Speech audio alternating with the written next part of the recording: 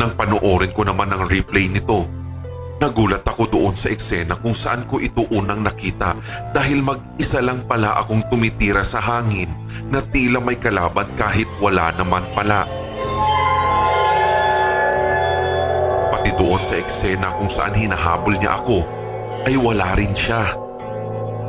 Ang tanging nakita ko na lamang ay tumatakbo akong mag-isa at kusang namatay bago pa man makarating sa aming base. Doon ay medyo nangilabot ako. Tumindig ang mga balahibo ko at napilitan akong buksan ng ilaw ng aking silid upang lumiwanag. Agad kong inireport iyon sa customer service ng Mobile Legends. Inisip kong baka isang bug lang iyon lalo na't nasa advanced server ako kaya hindi maiiwasan ang mga lag at bug.